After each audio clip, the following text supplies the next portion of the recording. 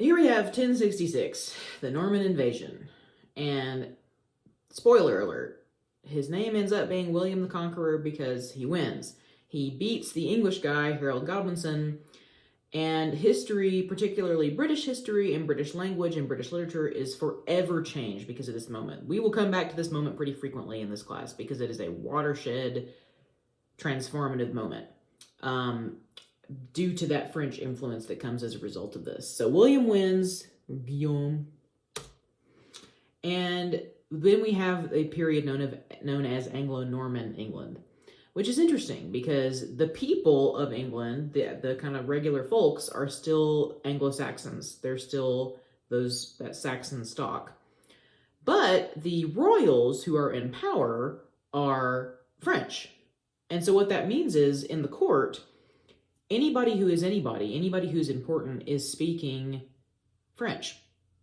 And English during this time period for like the next 300 years is for the rednecks, it's for the hicks. And it wasn't until Chaucer came along in the 1300s that he kind of re-legitimized English. And if not for Chaucer, we would probably be speaking a form of French today, which would make me very unhappy. Some of you would probably be fine with that. Maybe Lucas, I don't know, but I would be not happy. Eventually, the Normans kind of go on to think of themselves as English, but the language was forever changed. And you'll see when we go through it, when you start reading Chaucer, there's a very obvious French influence that starts to show up. And that's pretty much the cultural background for Beowulf and what was going on at the time that it was written down. Another thing that you might want to be aware of, I'll see if I can find it. If you look up the Beowulf manuscript, you will notice that it is burned. Let's see if I can find it for you. And the reason for that is the library that held the Beowulf manuscript caught fire in the 1800s. And I have it here, if I can embiggen it. And this one sweet, brave soul, let's see if you look here, all along the edges, that's fire that did that. So that's what Beowulf actually looks like on the page. Starts with Huat we Gardena. And if you ever wonder why my Discord username used to be Huat we Gardena, that's what that means. But yeah, there was a huge fire and all of these like really famous early medieval texts were about to be destroyed. And this one sweet little brave man just kept going in back and forth over and over again, like with his arms full of burning books to try and rescue these texts. And he did rescue Beowulf, but if not for that guy, we wouldn't have it. And that's why if you look it up, all the pages are singed on the edges. Another person who kind of rescued Beowulf is this absolute G of a man right here. And I already talked about him a little bit, but J.R.R. Tolkien, who wrote The Hobbit and The Lord of the Rings, look at him, bless his little heart. He's so cute. Bless him. Grandpa, look at Grandpa. He was a professor of Old English at Oxford. That was his primary job, actually. That's what paid his bills. And he was so passionate about the Anglo-Saxons that he actually, according to what I read, at one point he owned a full suit of Anglo-Saxon armor with which he would prank his neighbors by running up and down the street and scaring them. But he actually kind of rediscovered Beowulf like it was in obscurity. Nobody was reading it. And he found it and he wrote this essay about it that ended up being kind of a landmark. And he basically argued like, this piece has a lot of value. We need to be reading this. We need to be teaching this. And if not for him, we probably would have forgotten about it and it would have been relegated to the dust heap of history. And one more thing that you will notice, and this is something that we would have covered, but again, I just didn't want to give you more to do.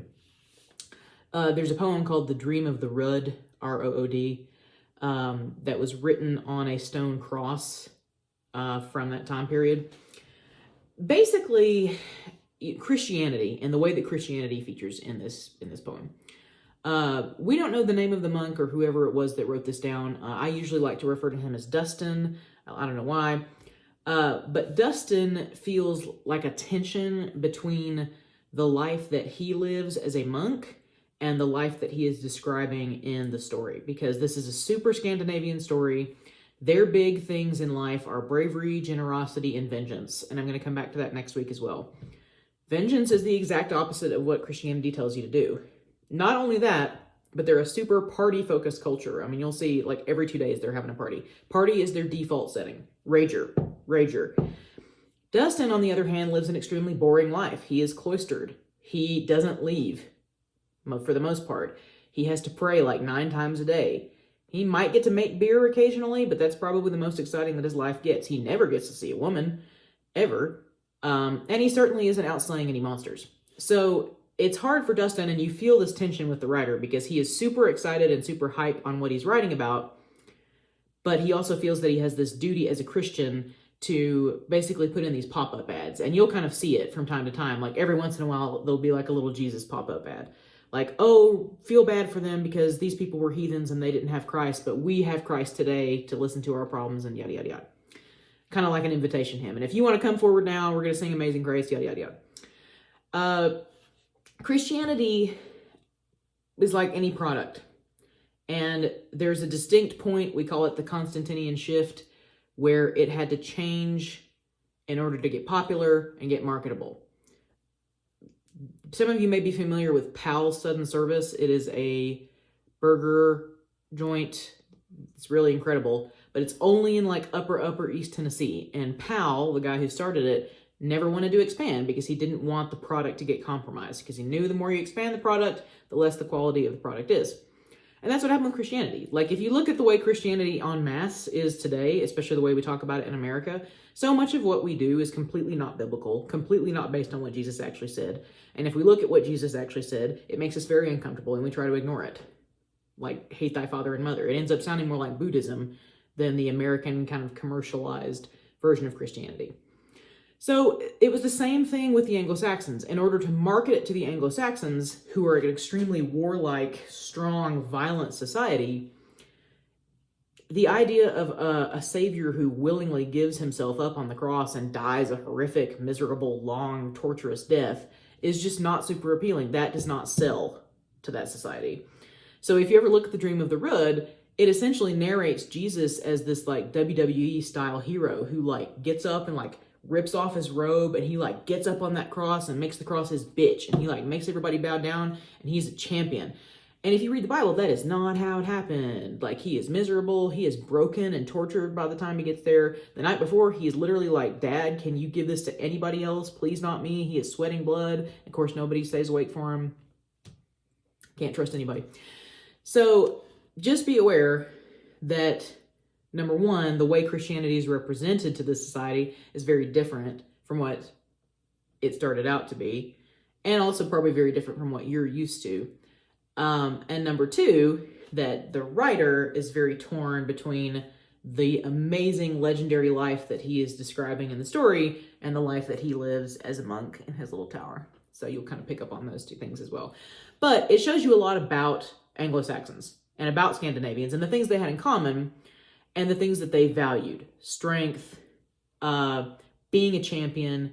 And part of being a champion, again, the WWE stuff is kind of apt, because part of being a champion is talking a big game. And it actually goes back to Comp 1 and all the stuff we talked about in Comp 1, rhetoric. It wasn't just that you could kick ass, you had to be able to talk a big game as well. And so you'll see that demonstrated. So if you have any questions as you read Beowulf, let me know. I have given you the simplest, the easiest translation that there is. It's by Seamus Heaney. Another kind of interesting thing about Seamus Heaney is that he is Irish. And so he chose to take on this massive project translating this Scandinavian poem into the language of his oppressors who tried to break Ireland in every possible way and destroy Gaelic. So you kind of wonder why he took on that project. But he is also a very famous poet in his own time who only passed away a few years ago. It is by far, some people say it's not the most literal, but it's by far the most readable translation. So it's not actually hard to read.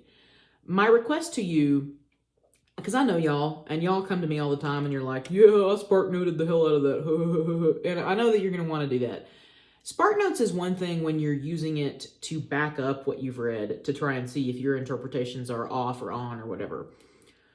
If you, during this class, if you just go to SparkNotes and don't actually do the reading, you might as well not be taking this class at all. Because the entire point of early British literature is watching how the language evolves. And if you are not reading the words, even in translation, if you're not reading them, you are missing the point. So what I'm asking you is, it really reads fast. It does not take long because it's poems. It's all one poem and it just goes down like this. Just please actually do the reading. I'm asking you. You know who I'm talking to. I know you. I love you. I'm not going to say your names. But I know that you're going to be very tempted and be like, screw this. I've got more important things to do. I'm just going to SparkNote it. Don't just SparkNote it. Because first of all, you really won't be able to do well on the test if you do that.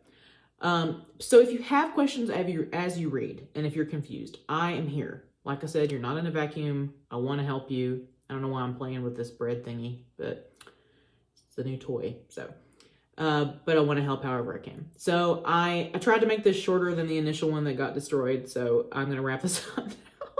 But thank you for your kind attention. That's pretty much all you need to know going in. Beowulf divides pretty evenly into 3 parts. It's a great thing about it. For next time, you're going to read the first 2 parts. I think it's through line 2199, but check your schedule. The schedule is the Bible. You're going to read up to that point for next time. There will be a short quiz. I will post it at the beginning of my office hours that day, and it will close at 11:59 p.m. that day. So you'll have all that time in which to do it. Just realize that regardless of when you started, it will close at 11:59 p.m. But again, that's not until next week. So same bat time, same bat channel. I'll see you then. I'm here if you have any questions. Bye.